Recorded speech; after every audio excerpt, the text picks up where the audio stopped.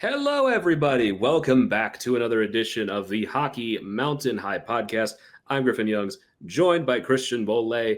As always, here to talk about some Avalanche games. It has been a minute, 3 weeks almost, since we've had some actual Avalanche games to talk about. I mean, it's not like they're giving us a lack of content coming right out of the break with an immediate back-to-back of Central Division opponents, an absolute ref show against the Minnesota Wild. We can get into some conspiracy theories. We can have some good, proper rants on here. We're just going right back to old times. It's like we haven't even missed a day. Yeah, here's the thing. As I was watching the Mammoth game last night, I had to do a double take. I'm gonna be 100% honest. I forgot Victor Olofsson existed. I forgot he existed because on the road, yeah, you're watching these games and you're just so used to seeing the Avs stars in the Olympics, and then you forget that like these depth players are still there. Like I forgot about Victor Olofsson. I forgot about Zakar Bardakov. Like I forgot these guys existed until that game, and you go, oh yeah, I forgot the Avs have like a really good team, and yeah. I should refresh myself on these players.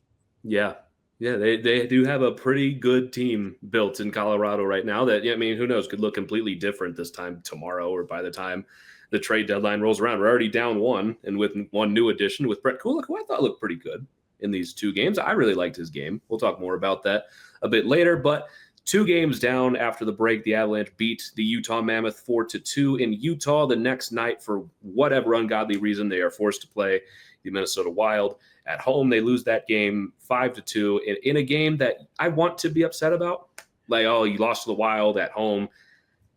I don't know what you're supposed to do about that game. Like, I watched that whole thing, and I come out of that going, you just throw your hands up at that point. It was an incredibly baffling game to watch. The Avs put up 47 shots on Philip Gustafsson, only beat him once before he pukes in the crease and leaves with 50 seconds left. Have you ever seen that happen? I don't think I've ever seen that happen in a hockey game. I've seen goalies, like, they get pulled, but, like, I've never seen a guy just hurl on the ice and get pulled, and then the guy comes in and gives up a goal in the final minute that makes it look closer, I guess, in the end. Here's the thing. I wish he would have puked earlier.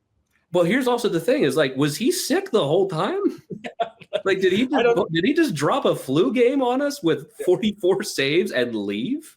It was crazy, man. I don't think I've ever seen a goalie puke in the middle of a game near the end. Not at the NHL level.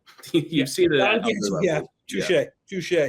But it is one of those games where, again, like you were saying, I don't feel terribly like upset about anything the Avs did in that game. They missed a couple opportunities, yeah, but to be quite frank, I love the way they played in this game, and the bounces went the Minnesota Wild's way tonight. That's just hockey. We've said it 1,000 times on the show. It is the stupidest sport sometimes, and we saw it in the gold medal game against USA and Canada, and we were on the right end of it as USA fans. This is just going to happen sometimes. The goaltender is the biggest difference maker in the game, and tonight, Mackenzie Blackwood, even though he wasn't bad, he got outdueled by Philip Gustafsson. That's just hockey sometimes, man. Yeah. I mean, he got kind of screwed by just bad luck. Yep. It felt like in this game, like the goals that went in on him are just lucky. Yep. Like, I don't feel like that's a salty thing to say. You look at those are lucky bounces. Like, those are just, it's going your way tonight. And from Blackwood, it was bad luck. And Gustafsson played phenomenal at the other end. Like, I walk away, if I'm going to give credit to the Minnesota Wild, all that credit goes to Philip Gustafsson. I don't think my opinion changed on the Wild all that much in this game. I didn't see anything from them that makes me go, oh, 7-game playoff series, you better watch out for this outside of Philip Gustafsson, because, again, I don't know, randomly the Wild just have like these incredible goaltending performances against the Avs. Sometimes they just always seem to have an incredible goalie somehow along the way, whether it's the peak of Marc-Andre Fleury there or Philip Gustafsson or Jesper Wallstedt. They just have those outstanding games. Outside of that, like, I thought they were fine. Okay. They looked a little like a team that had been fresh off the break, but also just had fresher legs in the game. And for the Avs, I didn't hate a lot. The 2 things I didn't like were Nathan MacKinnon and the power play. I like the power play against Utah. MacKinnon didn't play in that game, though, which they put Marty in that spot, and he ripped one. And then power play in this game, I I did not like. And McKinnon was just not good. No, McKinnon stunk tonight. We don't have to be around though. She was bad tonight. Yeah. And I don't fault him too much on the power play when Makar 3 days ago or 4 days ago in Italy is just ripping shots and hitting the net no matter what. And then the Avs have a chance late in this game against the Wild in a third period where they've controlled the play for a majority of it. They get a late power play, and Makar misses the net twice on 2 great chances. Like, I don't know how you explain that, where you can be upset with Dave Hackstall and all these things about the power play, but they had the chance, and Makar missed the net twice. Yeah, like both of them looked good on Canada's power play most of the time in the Olympics. Both Makar and McKinnon scored goals on the power play in the Olympics.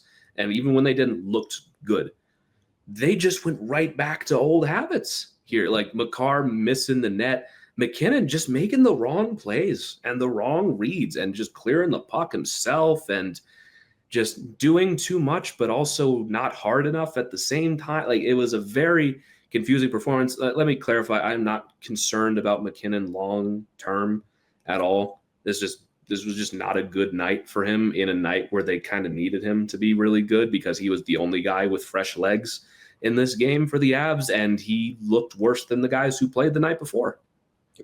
And so, again, I'm not worried about McKinnon having a block and he can't score now because of what happened in that gold medal game. He's lost far more important games in his career on just heartbreaking losses. You know what I mean? I don't know about that. I don't think there's a worse one to lose than that. I'm just thinking of far worse, like the Duchesne overtime winner, the keeper. I don't think that's worse. I think that is as bad as it gets. Yeah, I'm still not worried about it, man. I don't think he played his best tonight, and just a couple mental errors by him. And like you said, you needed him to play well in this game, considering he was the only one with fresh legs. You say fresh legs in quotations because he only had an extra day off after playing 7 grueling games in Milan. But he wasn't good tonight. Makar was okay. I don't know what it is, man. He can't hit the net this year. He just can't do it. You need to get those shots on net and hopefully get a rebound or something. And he's just shooting them over the net and it bounces away and you just take all momentum away from the Avs on the power play. Yeah, it's been the same thing over and over. And I'm hoping as they get settled in and blah, blah, blah, blah, blah, then it's just going to start to look better. But those are really the only things to me that I walked away from and went, wow, that just wasn't very good. But other than that, I mean, you talk about the holy trinity of just – well, shit, what do you even do about that? Second half of back-to-back, you got refed in this game. This was a ref show that we'll get into it. But, I really felt like it ruined the game. It took a good game for the first period that I thought was a great game, potential banger, fucking ruined it. And then Philip Gustafsson made 44 saves and was absolutely phenomenal. Only you put your palms up and you just go, what? Yeah, what are you going to do? That's 3 right there. Those are the boxes you check of what was outside of your control, and that's all of them. Could they have done things better? They had a power play late with still a chance to tie it. It was a one-shot game for most of it, but those are huge things that are impossible most of the time to overcome. The board was stacked against them. It felt like from the get-go. So in terms of the stock I'm taking from this loss, I really not much of anything. If anything, I took far more away from the Utah game, where I thought they looked really good in that game. Outside of a couple of mishaps and a couple of rusty plays, But get Parker Kelly, what a fucking animal. That dude, he's just on a heater to end all heaters this season. Brock Nelson scored 2 goals, only 1 counted. Marty Natchez scores that power play goal, and Victor Olofsson's first road goal of the year. Wedgwood looked really good in that game too. I liked a lot from that game in a tough situation coming back from the Olympics and on the road. And that looked like the Avs team from November, a team that's just, we're better than you. We're going to beat you. Not much to it. No McKinnon, it doesn't really matter, right? Nelson played great. Marty Natchez, man. Can I ask you something? Would you hate a line of Brock Nelson, Marty Natchez, and Gabe going forward? Just experiment with it some more? I mean, maybe not. I think going forward is a strong term, but I wouldn't I wouldn't mind just seeing, right? Yeah. Just seeing. Why not? I would like to see it because then you throw McKinnon between Lehkonen and Nichushkin. I kind of like that mix up more, and you have the opportunity, you have the depth to do it. Like, I don't know if that's the ideal line, but you've got time here. Just why not? But like, just throw something at the wall. Maybe there's something there. And the chemistry between those three in this Utah game looked really good, man. And I know like McKinnon will be good with anyone, but I also think you need to jumpstart Val and Lecky. And I think that's the way you do it is you give him McKinnon. Yeah, like again, like we'll see how long that lasts, but like I wouldn't mind giving it a whirl. Again, I'm not saying like let's clarify. We're not saying, oh, move McKinnon down to the second line. That's not what that means. Whatever line McKinnon is on is the top line. Yes. But also when you have a top six like this, you can do whatever you want for the most part and not get so caught up in first line, second line, blah, blah, blah, blah, blah. Like you can try it for a period, and if it's not really working, you can just switch it back. Like people talk about line combinations like they're set in stone. Like you can fuck with these at any given point of a game. Yeah, I just wouldn't hate it. Just from what I saw in that Utah game, I really liked what I saw from Nelson, Landeskog, and Natchez. They just all three kind of complement each other's games very well. And I kind of think what we saw in the Olympics with Marty Natchez, like you kind of have like lightning in a bottle right now with his confidence. Why not have him be the main playmaker on the line? And you have guys like Val and Lecky coming back from the Olympics, Val a couple weeks off, and Val's not having the greatest offensive season. You need to get those guys going a little bit. And how do you do that? Oh, go play with the best player in the world. Right. That's kind of my thought process behind it. And I'm sure Bednar will think about it. He'll do some things like that. There's still what? That's why he gets paid the big bucks. He thinks about things. He thinks about them a lot when it comes to this team, more than we do. Yeah. So I just wouldn't hate it. I wouldn't hate it because you needed something tonight from the top six in Minnesota. And I just felt like outside of Natchez, a lot of players just weren't that great tonight. Yeah. Just a little flat. Again, it's a back-to-back. Like, not a ton you can expect of it. But, I mean, Marty's got 3 goals out of the break. I don't know why that just happened. But Marty's got 3 goals out of the break. And after a great Olympics, I think the most points on the team from the Olympics out of anyone on the Avs, right? He had more than McKinnon, didn't he? If not, McKinnon may had 1 or 2 more, but Natchez played 2 less games. Yeah, and Natchez he had like 8 points, didn't he? Yeah, he was solid. He either tied McKinnon or he had more than him. But regardless, like he was probably pound for pound one of the best players in the entire tournament. Yeah. And now he's coming out here and he's picking up right where he left off. So like, yeah, why not? Why not have him center line a little bit? And not center line, but like lead a line and see where it goes. Or just, I don't know, keep McKinnon and him together, right? What a horrible decision you have to make. Yeah, it's not like you're doing this just because you need to like catch, like you need to change your entire team up. The team's fine. I'm just saying I love the idea of Natchez playmaking with Brock Nelson. I just love that because what has Brock Nelson done exceptionally well this year? Shoot the puck and it's beating the goalie. I wouldn't hate a guy like Marty Natchez dishing to Brock Nelson. So you're going to have options to do it. And it's just something fun I thought of just because of how good they looked against Utah. Yeah. Again, thought the Utah game looked good. Wild game, again, didn't have a real problem with it. The first period I thought was solid. I thought it was a good period both sides. I thought the Avs missed a couple of opportunities and Blackwood made some big saves to keep it scoreless. The second period, like the Wild, they were in control for a little bit early on. Then they make this call on Cale Makar for slashing on, I forget who it was, on Trennan. And there's no other way to say it. That is not slashing. That is not a penalty. That is not slashing. The stick broke from something else entirely. Just the objectively incorrect call. Like just a full-on missed call.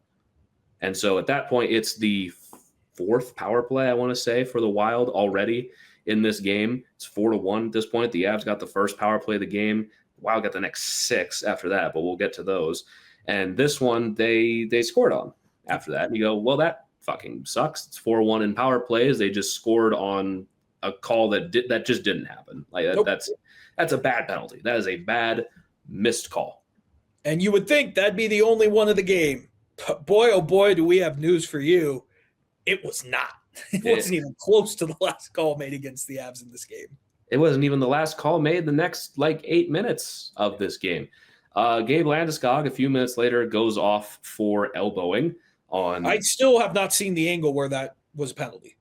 It looked like he might have caught him up high with an elbow, but again, in a culture where we have been raised to expect evening up and everything, it's okay, well, now it's 5-1 in penalties. They're starting to feel a little bit one-sided. And then on that power play, they then call Val Nichushkin for cross-checking Matt Boldy to put the Wild on a 5-on-3. It was nice cheering for Matt Boldy for 2 weeks because he's a great player. He sold the shit out of this call. And for the officials to actually make that call when it was 5-1 and now it is 6-1 in power plays and you are putting them on a 5-on-3, it's just awful. It killed this game. Just absolutely stone dead for both of these events to happen in the second period, for the made-up penalty that got them on the board, and then now the 5-on-3. Then Brent Burns just sends it to the nosebleeds. That was the only legitimate penalty. Okay. It's okay, fine. Blind mice finds cheese at some point. I don't know. I guess maybe fine. That one was a penalty. So the Avs have 3 people in the box. The Wild have basically 2.5 straight minutes of 5-on-3. They don't even score on that. Nope. They score on the lucky bounce on the 5-on-4 with 30 seconds left. So even with all that time and all that space, they still don't score a clean goal. They still get a lucky bounce off of Blackwood and into the net, which to me was just the worst part. You could have at least scored. Score on all of them, man, and then just make it feel like we can have that. No, you score on the flukiest one. That power play, honestly, was not great. The penalty kill I didn't think was particularly great. The Wild just made it far too easy for the Avs. The shots they were taking, Blackwood read them easy. Yeah, and it just, it felt like that. Well, that just kind of killed the game stone dead because the Avs are on the second half of a back-to-back. Now they not only have to climb uphill in the third period, but they just had to kill basically 4 minutes of 5-on-3 and still get scored on anyway. And it felt like it completely changed what was a really fun game up to that point. And it made it hard to take this game very seriously. And you know how hard it is to get Cale Makar upset about a penalty? You heard him on the mic being I didn't touch his stick. I didn't touch his stick. It was a terrible call. And the cross-check on Nichushkin, we've seen far worse not get called when you have the power play advantage. And you know what? It has to be a blatant call. Yeah, and you know what? I don't even think that was the worst call on that sequence. They let a high stick on Devon go on the 5-on-3 and the hole. They let 2 penalties on the Wild go. When you're on a 5-on-3, the refs are watching you like hawks. If you even look at someone crooked, they're going to put you in the box for an even up because they do not want to hand out 5-on-3s. No. But in this case, they handed out a 5-on-3 pretty softly and then watch the Wild commit 2 penalties and let those go uncalled. Which at that point, I'm just why? So why am I even here watching at this point? If this is just going to be a screw job. It was a screw job. Trevor Hansen and Justin Kia, whatever the fuck your name is. That was just a bad game from them. And here's the thing. It was a bad officiated game where it sounds like sour grapes to blame officiating for a loss. That was the most stacked board I've ever seen. That was bad. And then in the third period, okay, well, the Avs are probably owed 6 power plays here. They don't call a penalty until 13 minutes in. And granted, the Avs power play sucked, but they didn't even attempt to get this to any sort of level power play, which, again, I have been a proponent of just call what you see on the ice. We don't need makeup calls, but that's what it is. That's what it has always been, is that doesn't matter how many penalties a team is committing, they will even up the calls or at least attempt to. And there really wasn't any of that in this game where you had Parker Kelly basically get punched in the face in front of the net and they just let that one go. And it's you know what? I appreciate the consistency at that point. If you're going to fuck me, I appreciate the fact that you're going to look me in the eyes while you do it and not pretend, at very least until late in the game, where they called the one late with like 3 minutes. The biggest score effect one. Out of here. Like, don't try to make it when the game is over, make it look like you tried to even up the calls. Like, that offends me more than the actual bad calls made where you're trying to, in post, cover your tracks. Take the 6-2 power play advantage like a man and explain that in your next performance review. Well, here's the thing. They don't have to. They don't have to. That doesn't matter. Because you would think, in between periods, they would have gotten the call being like, hey, you guys fucked that one up. And they would come out that maybe we should try to give them one here. Was none of that. They got one real one. And it just, it's a shame. Because even if you're a Wild fan, like I know Wild fans are going to, puff their chests out all day. It doesn't matter how unethical this win was or how lucky it was. They're going to puff their chests out all day. But like, the thing is, the Wild still could have very well won this game without the power plays because Gustafsson was that good in this game. Like, they could have just won this game on their own merit. Don't you feel like you got a little robbed here of like a clean win over your top competition that's not marred by officiating? Like, I know I'd be a little like, we definitely got some calls our way in that one. Calls and bounces their way. Like you said at the beginning of the episode, it doesn't change my opinion of the Wild in this game. It doesn't. I don't think they played particularly well. Kaprizov really did nothing this entire game. Like, your best player didn't really do much. Matt Boldy, he's awesome. But again, nothing really changed for me in this game other than the fact the Avs were on the second half of back-to-back. They got screwed by the refs. Gustafsson played out of his mind. And that's just hockey sometimes, man. I still would take the Avs in a 7-game series against the Wild, and I think they'd win it 4-2 or 4-1. Those type of games are going to happen in a regular season. And here's the best part about playoff hockey. There's no back-to-backs. Yeah, like, you're not going to get the board stacked like that in your favor. And again, I've had this rant, I feel like 15 times on this show. Why are such important divisional games so often back-to-backs? Because the Wild had to do this against us back in November, December, whenever that second game between us was. And I feel like every year against Dallas, one of us is on a back-to-back at least once. Against the Wild, I can name probably like 6 off the top of my head in the last 4 years where one of these teams is on a back-to-back. Why do we keep insisting on putting games with such important division implications, standing implications, and putting one of these teams at a massive disadvantage? I just don't. If you're putting both on a back-to-back, whatever, it waters down the product of an important game, but whatever, at least it's even.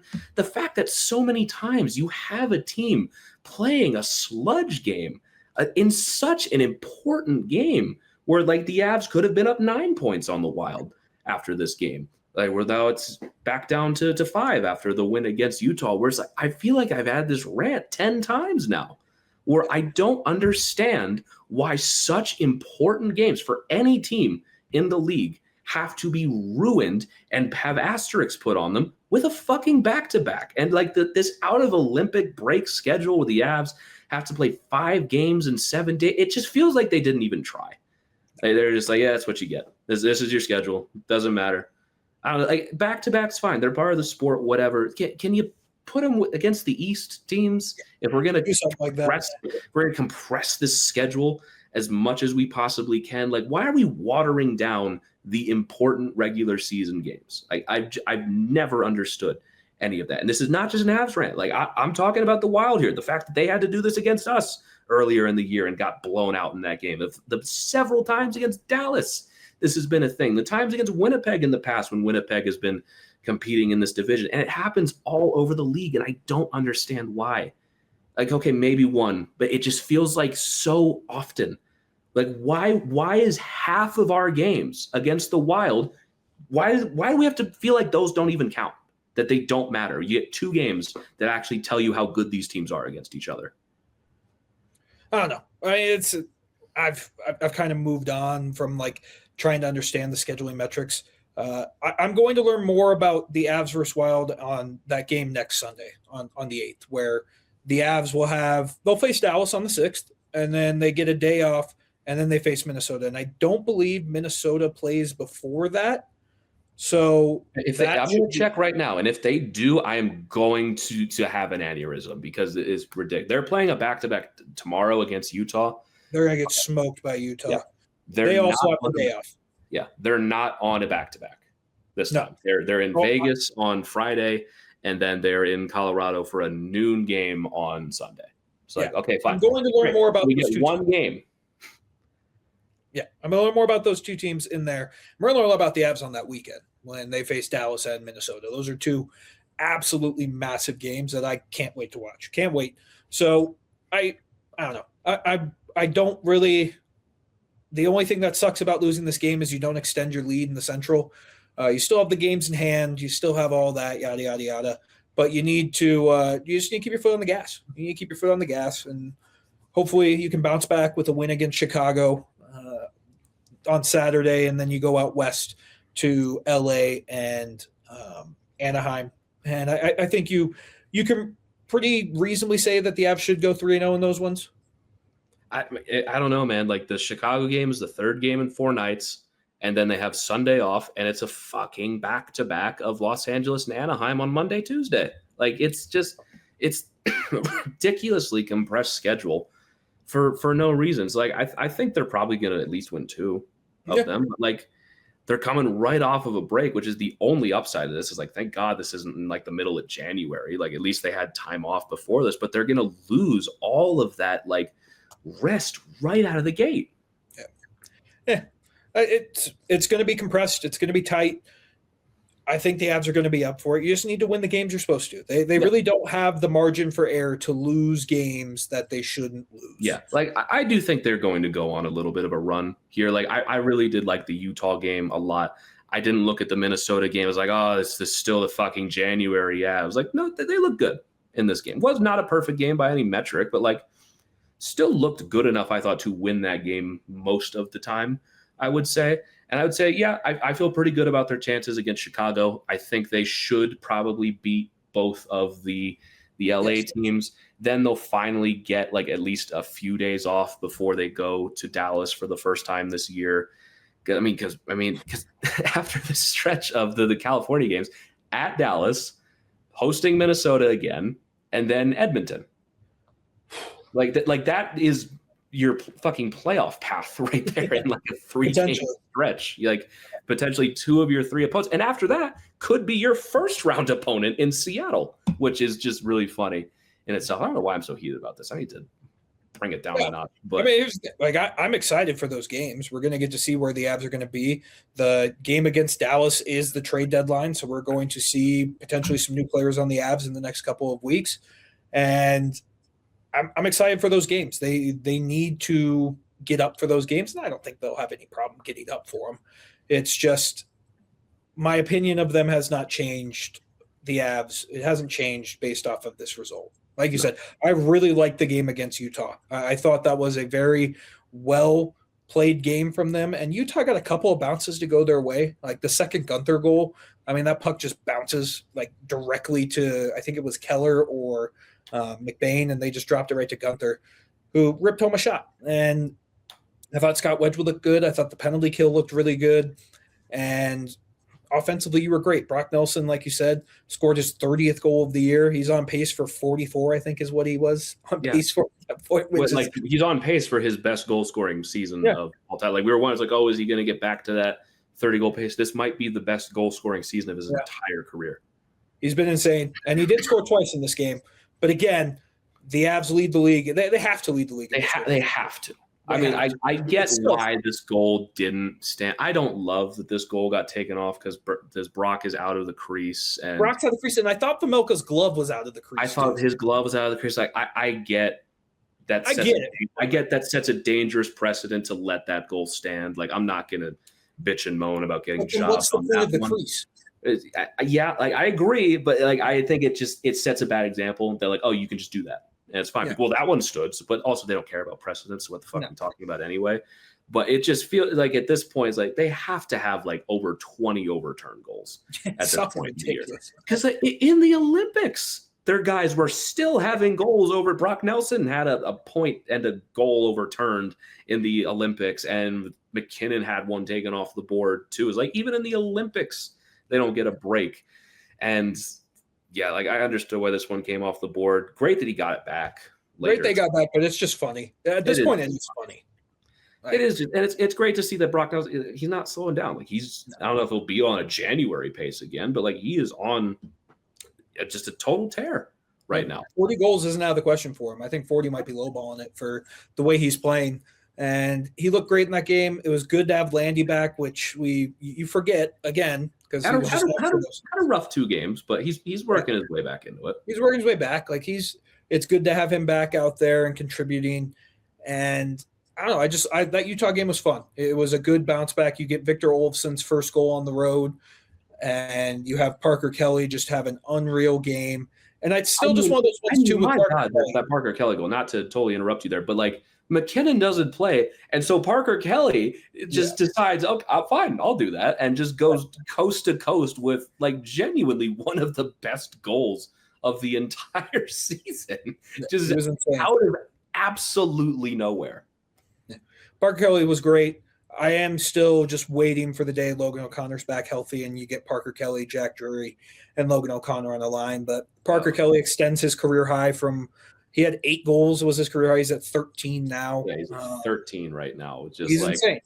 Like he's having a Keedy Ronta year, but it feels a little more like sustainable. Yes, I guess you could say. He's probably still shooting something ridiculous. Like he might have 10 goals the entirety of next year, but like he's scoring like genuinely impressive goals. Like the kinds of thing where he's like, you just had that in your arsenal the whole time. Like you could just pull the coast to coast or like the nasty backhands he's had at certain points. Like here's the thing. There's seasons where like Parker Kelly, everything he shoots seems to go in. And then there's seasons like Ross Colton, where in this game against Utah, he has a great opportunity and he shoots the puck in the one place where Vejmelka doesn't see the puck, but Ross Colton shoots it directly into his glove.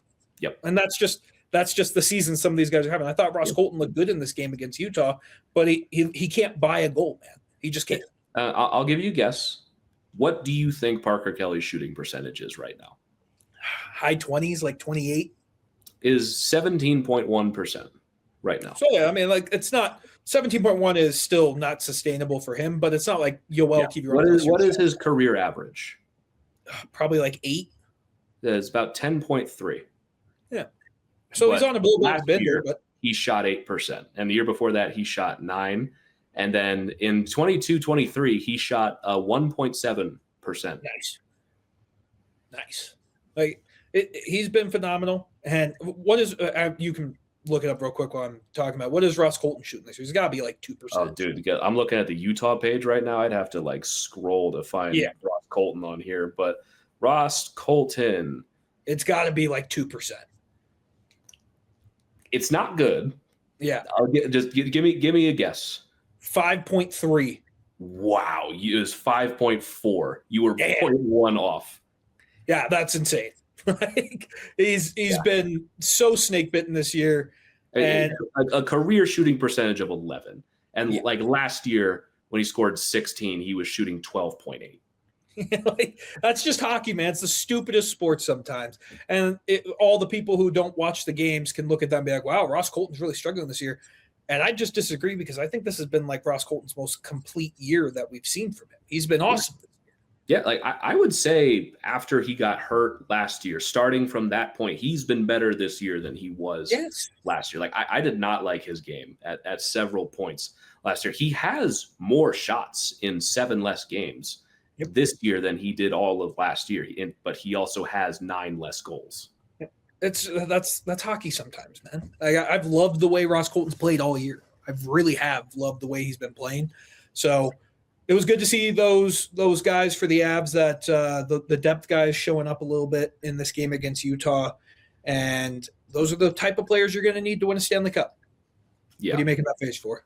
I'm just getting a little notification that the Oilers are currently up 8-1 on the Los Angeles Kings right now. So that's great. That's a rough night for LA and a game they really need to win. Yep, that'll be bad. But Yeah, this Utah game was fun, and Scott Wedgwood was great, as he's been all year. And like we talked about with Brett Kulak, he came into this game, didn't know his teammates for probably more than 5 hours. And I think in both games, he did exactly what you expect Brett Kulak to do. I really liked Brett Kulak in these games. Like, he doesn't have a moment in particular that's going to stand out, but I thought the one that honestly did stand out to me was in this Minnesota game where you found him like crashing the net at certain points and like getting involved. Like, he looked like he fit right. Like, if you didn't tell me that he just got here and this was my first time watching this team, I would say he's probably been here for like 2 or 3 years at this point. Like, he just fit in totally seamlessly. And it's like, and this is not a diss on Sam Girard, but like, I just felt like he fit better than Sam Girard. It's just like, maybe you could make the argument that Sam is maybe a better player. I think it's just a matter of your preference of what kind of player you like. Yeah. But I think Brett Kulak is just a better fitting puzzle piece on this team right now. As I look at him and I go, I have no problem with this guy whatsoever. You're barely going to notice him. He was out there for like 2 minutes on the 5-on-3 penalty kill, and I thought did a great job on it. Yeah. Like, I didn't see anything in his game that would give me any pause for the future. If anything, I'm like, so he's only going to get better. If that's the starting point, you only have to go up once you start like getting some chemistry and start like just getting to know your teammates and like where you live, because you just moved here for the first time. Like, I can speak on this from experience of like, once you get more comfortable where you live, you start performing better at your job, which like that's exactly what happened to me after I moved here. And I imagine it's going to be the same for Kulak, and he looks good right now. Like, I loved it. I thought he played great. And again, we talked about with Sam Girard, Kulak is more what this team needs than what Sam Girard was. They have Sam Malinsky. They didn't need Girard anymore. It was hard to justify. Like we said, all emergency pod. Like, there was no real reason to have him stick around, and you can go and get a Brett Kulak. It just fits better. I feel like the Avs have had their eyes on Kulak for a long time. I agree. Kind of like the player that they want. I completely agree. I mean, even we identified him like 4 years ago as like, that is exactly the kind of guy that the Avs would go for. The problem is he just went to Edmonton, and Edmonton wasn't going to trade him to us. Right, and they extended him. He was a big part of their defense. But the second he went to Pittsburgh, I imagine everyone's eyebrows perked up and were like, how can we pull that off? And that's what they did. That's what they did. And I thought he fit in very well. He complements Sam Malinsky's game well. And I think it's just another good option that you can have, who he could play top 4 minutes if you need. He can do all those things. So I am excited to see what he brings to this team. And if there's a night where Brett Burns doesn't have it or Josh Manson doesn't have it, you have a guys like Malinsky and Kulak who you feel comfortable going and playing top 4 minutes. Yeah, I would say. And like Manson and Burns wasn't their best night, I would say, in this Minnesota game. So, but you just feel a little better knowing that, okay, well, Brett Kulak and Sam Malinsky, that's not a real typical third pair. Like, that's a very solid pairing that balances out a lot of each other's strengths and weaknesses. Like, that just feels like a second line B. Yeah. So it feels good. I like Brett Kulak, and it just gives them more depth. And I do still think they're going to add another defenseman at the deadline too. I think they will.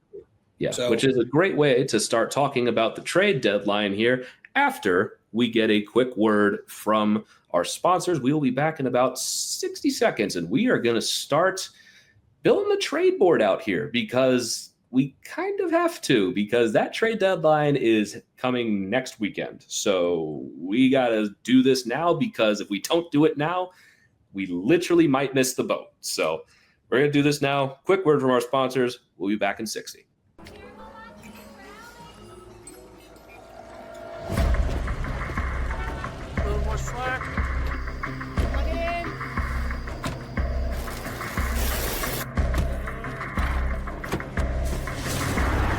Whoever said work smarter, not harder,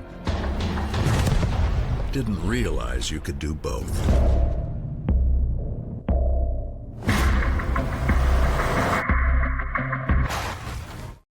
Welcome everyone to Folsom Field here in Boulder, Colorado. Right now is the epicenter of college football. I'll never forget, never, Ralphie running out and around the field. Boulder is always a scene nowadays. And I looked at my dad and I said, Dad, I want to play here. There's so much history on this field. Just electric. The whole place goes wild. It gives me the chills to be able to come back here and be a part of something great.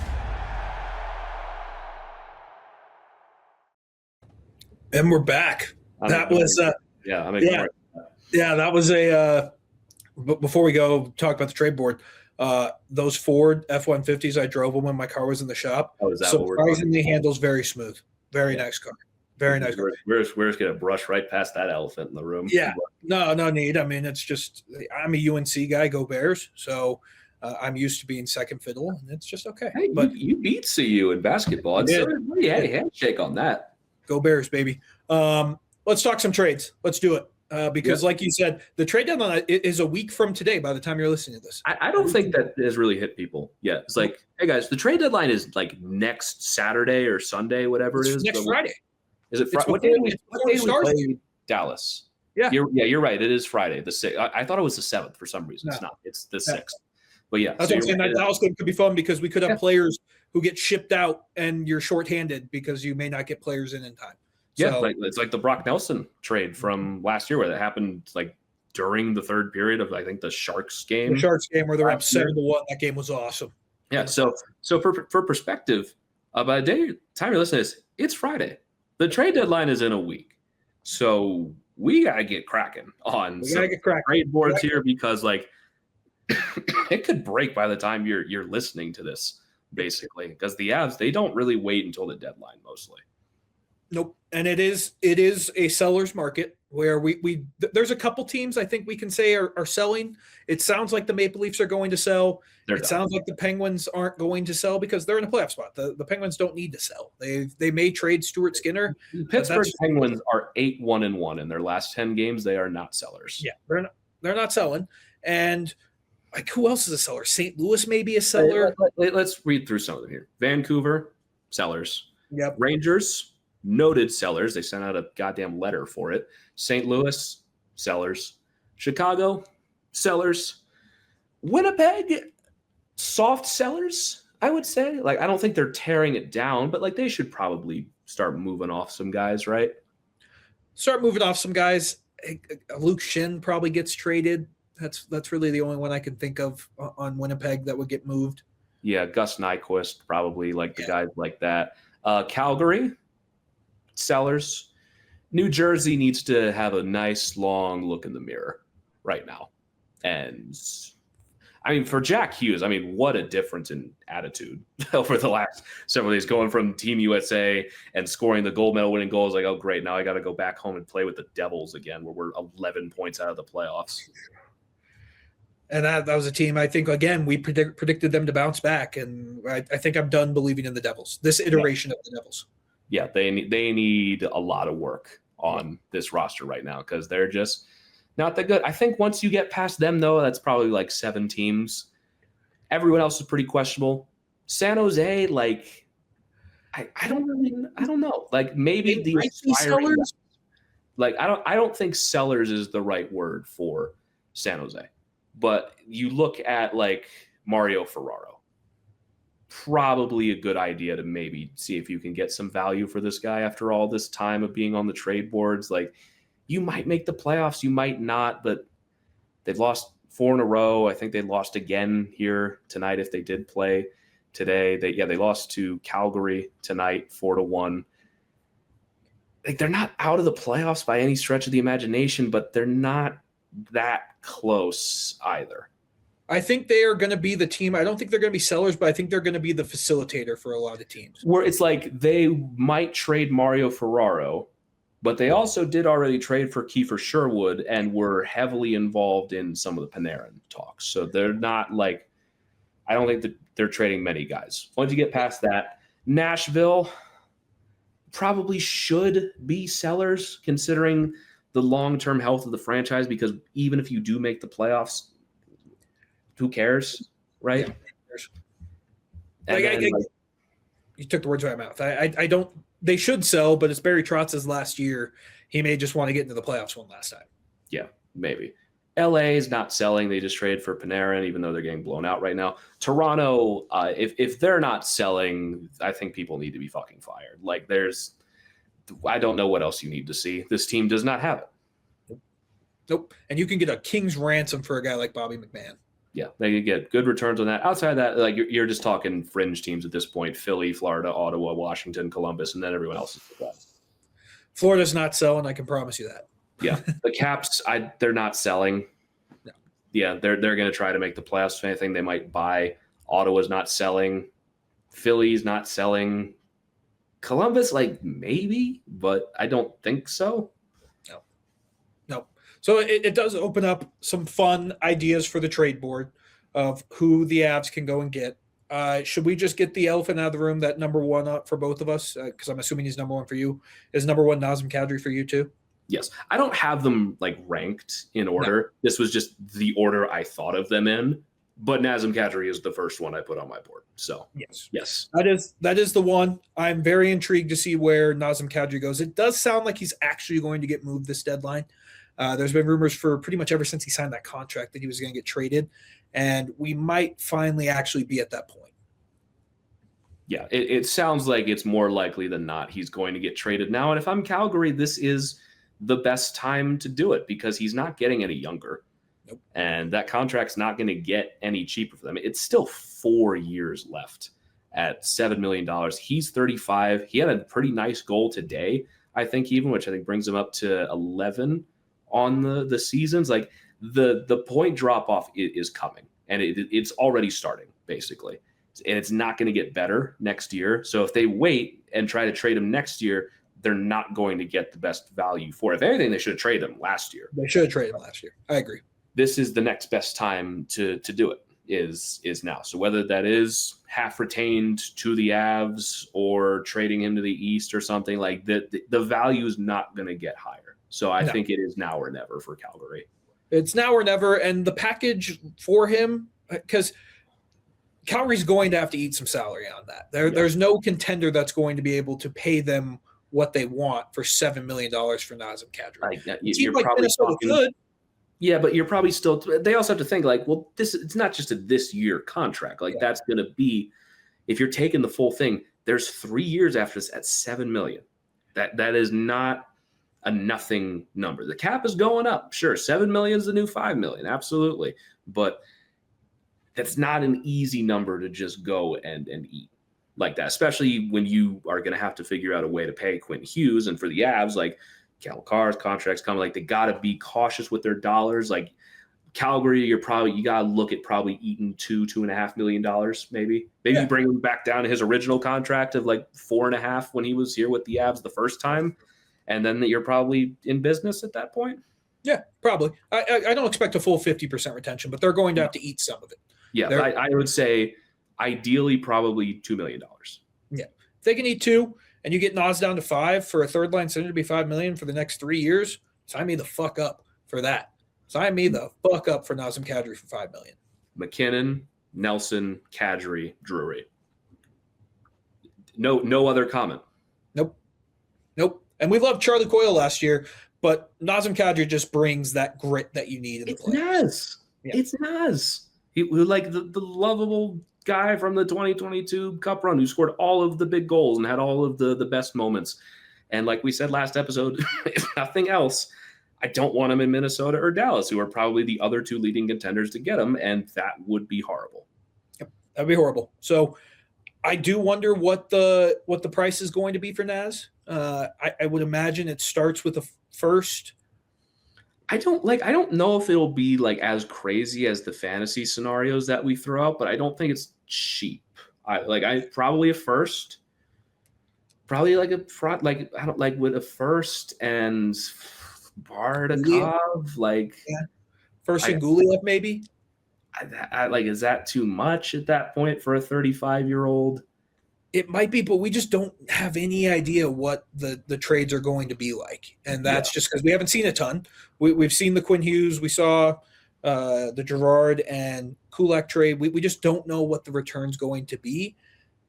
I really don't give a fuck what the return is. I want Nazem Kadri back, and I think the Avs feel the same way. Because I really don't think they make this Gerard move to clear up that much cap space if Kadri isn't at the top of their wish list. Yeah, I mean that I think they are going to target a center very heavily here. If like we can talk about other guys that we might have on our list that are centers. Obviously, the other big former Av is Ryan O'Reilly. We do this every goddamn year with this guy. Is he finally going to come back to the Avs? And he's a free agent. He's on the. It feels like he's on the trade block every year. Yeah, but I feel like there's a very real shot for it. Like I've seen more momentum for it than I have in other years, where it's kind of felt like a little bit of a pipe dream, where maybe some of those bridges, having been so long ago now in an entirely different organization at this point, those bridges are probably mended in a real shot to win another Stanley Cup for Ryan O'Reilly. And again, it's Ryan O'Reilly. Like it doesn't matter how old this guy is. It feels like he's played the exact same game for 10 years at this point. Like the guy doesn't age. And you imagine him as your third line center for the $4.5 million that he's on. You don't have to have Nashville retain salary or anything like that. Like that almost feels like as good of a fit as Nazem Kadri. If anything, maybe even like a safer fit than Nazem Kadri. Safer for the fact that he's an expiring contract, and if it doesn't work, you can just let him go. Like with Nas, you're locked in for the next 3 years. Nas is not a temporary feel-good story. Like that is a commitment. That's a commitment, and it's not a rental. Where we've seen the Avs and O'Reilly has another year after this at 4.5. Yeah. Again, 4.5 for a third line center is nothing. Again, at 4.5 for a third line center who happens to be Ryan O'Reilly, like that, a guy who, again, when we played Nashville, had the hat trick against us, and I don't think has ever had bad underlying stats in his entire life. I don't think he's always been that good. Like again, you pull up his card right now, everything is blue. Every single thing he does is blue. He is great on offense. He's great on defense. He plays power play. He plays belly kill. He's great at finishing. He doesn't take a ton of penalties. He plays against the toughest competition. Like he is kind of almost like the perfect fit, yes. I would say. Just again, like you imagine your third line you're throwing out there is Victor Olofsson and Ryan O'Reilly and Logan O'Connor. Like imagine Ryan O'Reilly and Logan O'Connor playing together, first of all. That's a dirty line. Like that will be a grit and grind line. I don't hate Ryan O'Reilly. Maybe it's because the past 5 years we've talked about him being right. It's just like at a certain point, like here's the thing. If it doesn't happen now, I'm done. Like I'm not talking about it ever again. I know he'll be an expiring contract next year, and I don't think Nashville will be any better. But I'm just like, I think if they are going to get him, now is the perfect year to do it. If it's not now, I don't think it happens. So we'll be done talking about it forever. Yeah. Like maybe that's just why I don't think it's going to happen, because I feel like the Avs have had so many opportunities to bring him in and they just haven't. But like remove the name for a second and think about what Ryan O'Reilly does. And think about who the Avs like to trade for. There's a guy who wins a ton of faceoffs, a guy who plays penalty killing minutes, can pretty much play anywhere in the lineup. If his name wasn't Ryan O'Reilly, we would look at this guy and say that is a slam dunk Avs target. Yeah, but again, we've just been doing this conversation for 4 years. So I agree. He's still at the top of my trade board where I want Ryan O'Reilly on the Avs. It just until it actually happens, I won't believe it. Yeah. Because I do agree he fits every need that the Avs have, but it's just been 4 years of is this year Ryan O'Reilly comes back. Yeah. Yep. So I have him high. That's pretty much like outside of that, the centers really like if you don't get those two, I don't know if there's a ton that you like.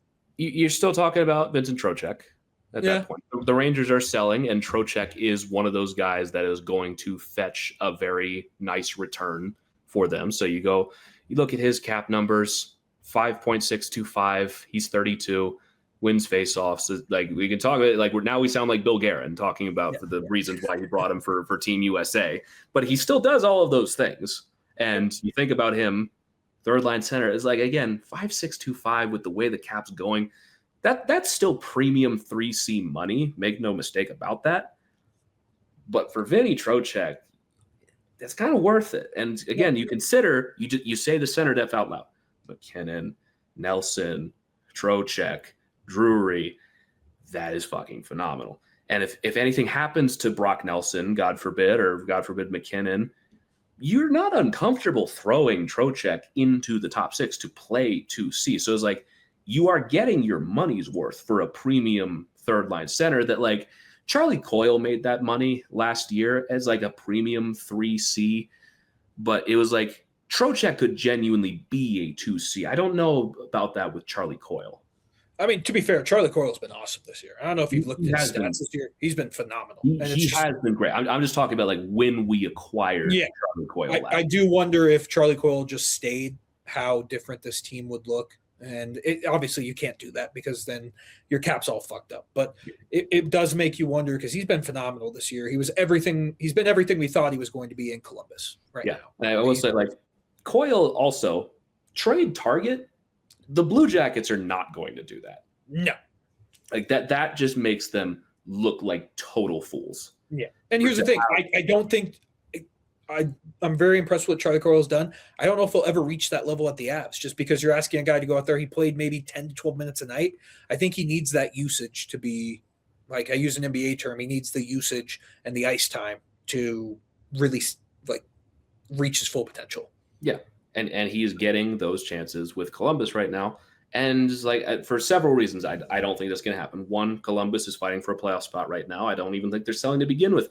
Even if they were the worst team in the league, they are not trading Charlie Coyle back to the Avs without the exact same package going back in return because the Avs just raked them over the coals in that trade to get Gavin Brindley and draft picks out of a cap dump. So they're not sending him back. It would make them look like absolute buffoons. And if you are getting a guy out of Columbus, you're probably talking about Boone Jenner. Yeah, probably Boone Jenner. I don't have him super high. I think he'd be a good fit. I don't really see the need for him right now. Like he fits the 3C role for $375. He's probably the cheapest option that you can get here. Is that your break glass in case of emergency if you strike out on the first 3? Yeah, but also Columbus might not be dealing because that's their captain and they're like 2 points out of the playoff spot. Like that's if they give up. So that even then I don't know how realistic that is. Yeah. So I don't know. Like it's Boone Jenner is kind of a little bit lower on my wish list of players. So I don't know. He's okay. He's okay. That's my break glass cave emergency.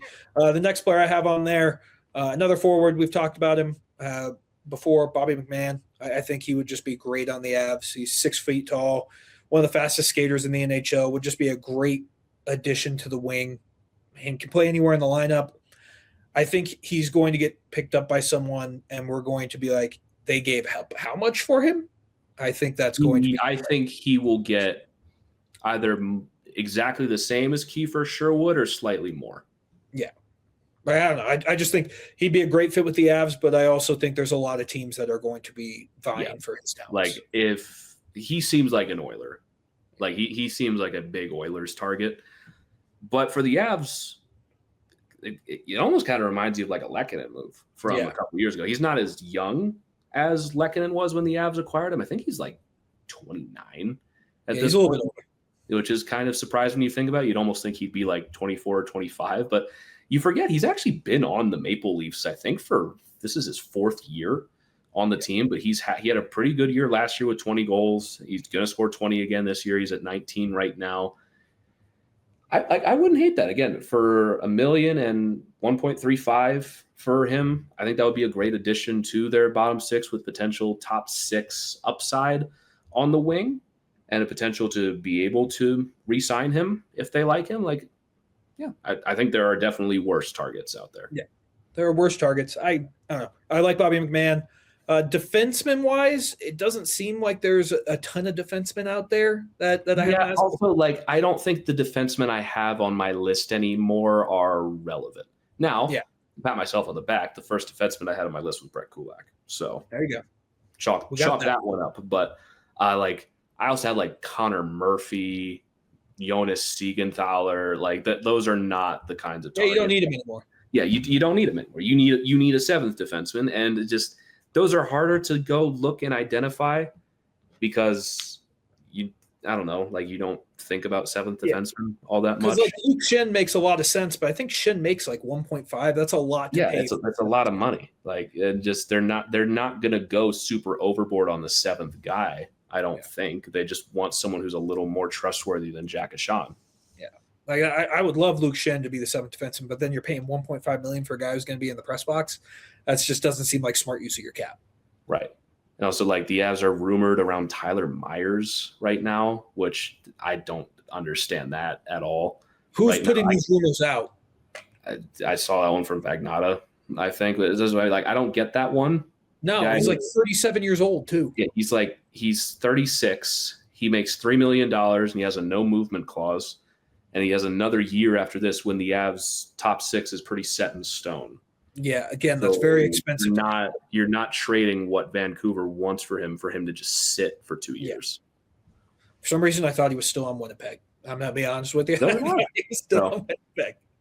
So again, if you're going to pay that premium for a seventh defenseman, just go grab Luke Shin. Like, it's going to be cheaper. And even like I don't think Luke Shin's is a seventh.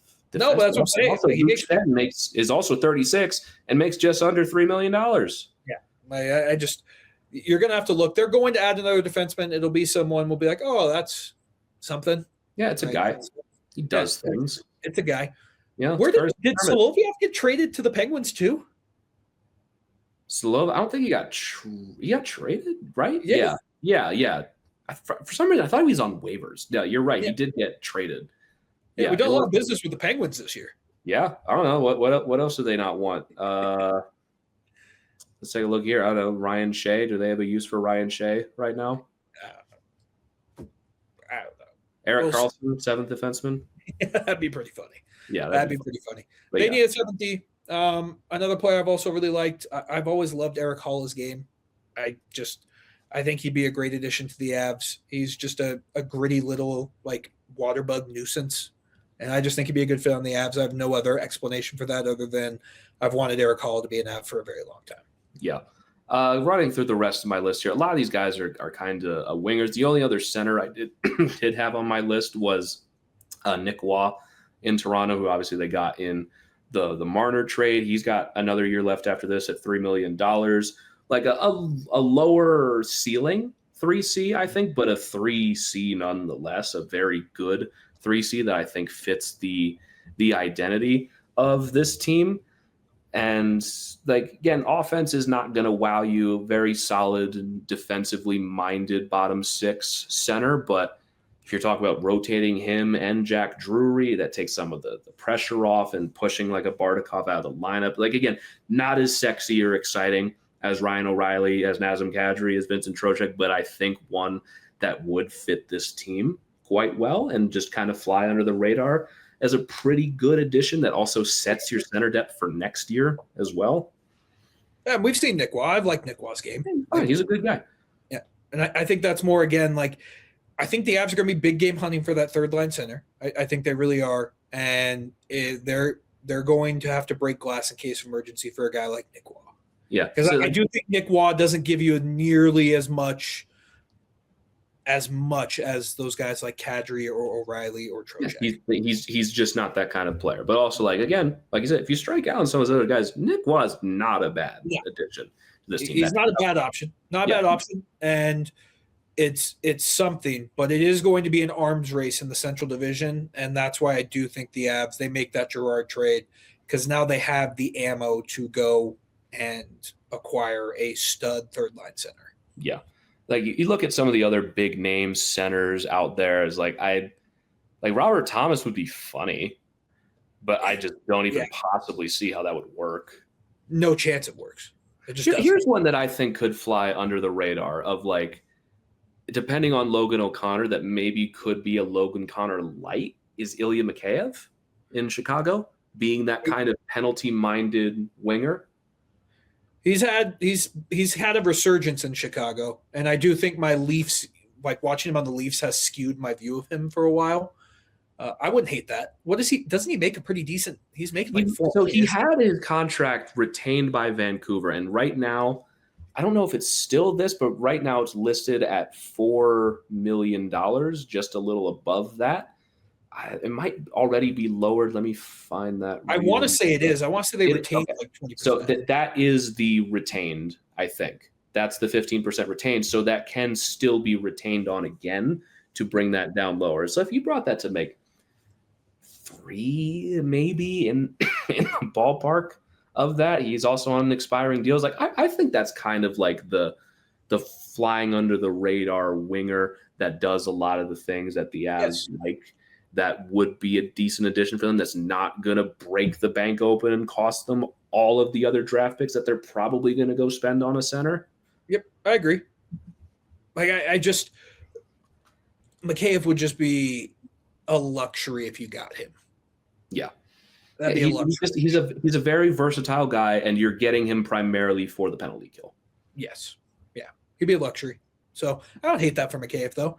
What about Berkey? Is Berkey coming home? It's not out of the question. It's not out of the question. It's not out of it. This year. Yeah. It is funny to say that Andrei Burakovsky is the highest paid forward on the Chicago Blackhawks. That is funny. He makes $5.5 million for this year and next, has a 10-team no trade clause. I can dream, right? You can dream. It would be funny if they brought back Nas and Berkey. That would be fun. Why not, right? We're having fun. Aren't we? We're having fun. Let's just have some fun. Who cares if he's actually even going to play? It's for me. I'm selfish, and I want it to happen. So yeah, want it to happen. But those are just like the 5 that I came up with, and I still have a couple of guys on here. It's like the other big name that I would definitely love is Blake Coleman in Calgary, who is probably one of the biggest names on the market right now. I mean, the guy makes under $5 million, and you go back to those Tampa Cup runs, he is a massive mainstay for all of those. And he's been good in Calgary the whole time. It's Calgary. And they're just not really up to much right now. And I think you bring in Blake Coleman on this team, that is a dangerous proposition. It's a dangerous proposition, but I'm going to say something that I'm really going to hate. He screams Dallas Star to me. Between Kadri and Coleman, one of them is going to Dallas. Yes. I mean, Blake Coleman, that just sounds like a Star's name. He's from Fort Worth, Texas, I think. Oh, fuck off. Okay, yeah. Whatever. Right? Why do I even bother? Yeah, like Blake Coleman's awesome. I completely agree with everything you just said. I'm just preparing myself that he's going to be on Dallas, and I'm going to have to hate his teams. Yeah, he's from Plano, Texas, which fuck out of here, man. He screams Dallas Star. Yeah, he has a 10-team trade list, so he only has 10 teams that he can go to. I mean, I would imagine the Avs and the Stars are on that list. But again, the Avs are big game hunting for centers. Yep. And maybe if they strike out on centers and go get Nick Waugh, maybe then they reopen up the Blake Coleman conversation. But by that point, if they've struck out on centers, I don't think Blake Coleman's available anymore. So, I don't know. I would love Blake Coleman, but he screams Dallas Star. Yeah. Would it just be hilarious though if Mason Marchment ends up on the Avs? I think they genuinely hate him. I think he would be around to improve team morale as like a pinata. Yes, I agree. But that would be funny if he eventually wound up in the Avs organization. Another, old pal, I guess you could call him, that is probably on the market right now, would definitely need some retention is Braden Shen. I wouldn't hate that, but I just don't know if that's the Blues captain. It's going to be hard to trade him to a division rival. Yeah, I would agree with that. I don't think he ends up here, but it's an option if they're for whatever reason willing to eat salary, because he makes 6.5. The Avs can't afford that for a 3C, but I just don't think the Blues are going to be doing them any favors. No, I don't think so either. I don't think Shen gets moved, actually. Yeah, I don't really think so. I don't think the Blues are going to move anyone. They kind of have to, but I don't know, Kyrou, there's no rush to trade Jordan Kyrou, Robert Thomas, but they probably should be trading some guys. Yeah, they should, but I don't think they will. Yeah. I don't know. They'll get the 10th overall pick and just spin their wheels a little bit. Yep, I completely agree. So we did the trade board. It's going to be very funny by the time we release this podcast and the time that we both have to work tomorrow, and a trade will be made. I have to work, my brother. I'm on a flight. Yeah. This is going to be a mess. I will say, ready yourself either tomorrow or Saturday for a trade, because Saturday, this trade, I will break it down for you to the minute. The Colorado State Rams play at San Jose State at 3 p.m. Mountain Time. I will be there, and I am not getting home, I think, until 2 a.m. because we're flying back after the game. In that window, they are making a trade. Yes. It is going to happen. It is 100% happening. I would bet money on it that they are making a trade Saturday, either during the Chicago game, before it, or right after it. There is something that is going to happen on that day, because that is the worst possible time it could happen. I mean, we already have the track record earlier this week when the trade gets made. So we just did that entire 20, 30 minutes of it, and the Avs will make a trade by the time you're listening to this, and it'll all be irrelevant. So. Yeah, light it all on fire. I did 2 names left on here. I mentioned him last episode. The Caps aren't selling, but man, I'd love Brandon Duhaime back on this team. I love Brandon Duhaime. And again, they're not selling, but I really like the fit of Anthony Beauvillier on the Avs dating back to last offseason. But again, the Caps are not selling. The only other guy I had on this list is, again, in Nashville with Michael Bunting, who I think is, again, fits a lot of that stereotype of the kind of player that the Avs like, has that speed, has, I think, more to be unlocked in his game that could be unlocked in Colorado. So I wouldn't hate that one at all. I kind of like Bunting. Yeah. It's another one. That could be fun. I think some other teams are going to be in on him. That's going to throw a wrench in it. Yeah. But, I mean, I went through mine. I feel like do you have any others that are popping in your head? Not at the moment, at the very least. Again, this trade deadline could be interesting because it doesn't, obviously Panarin already got traded. A lot of the big names already got moved, but there's still interesting guys on here. And it's close enough to the deadline itself that it's going to make for an interesting week. And I know people moan about, deadline day sucks. Guys, it's been 5 years in a row. Deadline day sucks because it's deadline week. It's not deadline day anymore. That's just when we're cleaning up the mess, when stuff trickles in at the very last minute. Deadline day, not really a thing anymore. You will get a couple of trades, but the big ones are going to happen the whole week. Yes. Starting tomorrow. There will be some names moved. Starting tomorrow, and specifically on Saturday is when trades will happen. Correct. I agree. Because teams want to get the most out of these players. They want as many games they can get out of them. Yes. And to get them in tune with the team's lineup and do all those things. So I think it's going to be a very active week. We will be doing a lot of shows. We've already done a lot of shows this week. Yeah. So I imagine we will be doing a lot of shows in the next 7 days. Yes, I imagine so. But let's wrap up this episode with a couple of mailbags. We've got about 4 today. So we will try to move through these pretty quickly, as it is pretty late and I'm quite tired. But our first one from Peter saying, "Greetings, fellas. With this Girard trade, I like how Colorado is turning over the Cup roster and going with another guy who is hungry for a first Cup win. Hope this increases the urgency come playoffs." Yeah, I mean, we talked about it when that trade happened. It was a one of those ones where, emotionally, as just I've always loved Sam Girard. I've loved what he's brought to the team. But you look at it from a pure hockey sense, Brett Kulak makes way more sense for this team, and he's going to fit the role a lot better than what Sam Girard could have done. And hopefully it does live fire. And it's just the first of many moves they're going to make. So I do think they're going to get that kind of want and will back. Do you worry about Brett Kulak being the modern Corey Perry? No, because I think that's Connor McDavid. I feel like that's a different archetype, but I'll give you that. Sure. But he was on the McDavid team, and now he's on a different team now. And he was in the Cup final in Montreal, wasn't he? He might have been. But you could have said I don't know. I'm not worried about that. I'm not worried. We're not worried about it until it comes true. So correct. Until then.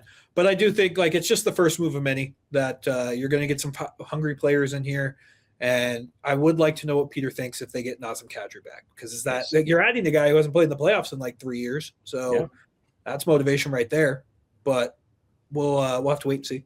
Yeah. Next one from Easton saying, "Would it be an Avalanche game without a challenge on a goal?"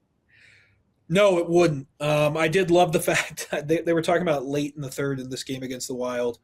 I forget who had the shot, but like Landeskog like bumped Gustafsson, and if the Avs would have scored there, it 100% would have been challenged and overturned. 100%. Yeah, I don't know the exact number. If anyone knows the number, if you could like just tweet it at me or put it in the mailbag or something, because like they have to lead the league, right? Like there's no way they don't. 100% they lead the league. It has to be. And it's maybe when we have time in the off season, we can go through and count them all. We're not going to do that. We're not going to, but I'm going to say we're going to. That's a future us problem. Knowing the both of us, we're not doing that. No. And also, we could just let's just make it up. We can just say the Avs have had 18 disallowed goals this year. And until someone I was going 21. You're going to go 21. We'll call it 21. They have 21 disallowed goals. And until someone proves us wrong, that's what it is. Even when the next one gets overturned, the Avs, they have 21 overturned goals. Yep. I'm just going to stick with that all year. Yep. I don't know. Probably the price is right. I don't know. Sounds right. Sounds about right. And your reward, nothing. Yeah, my reward is lying and it being funny.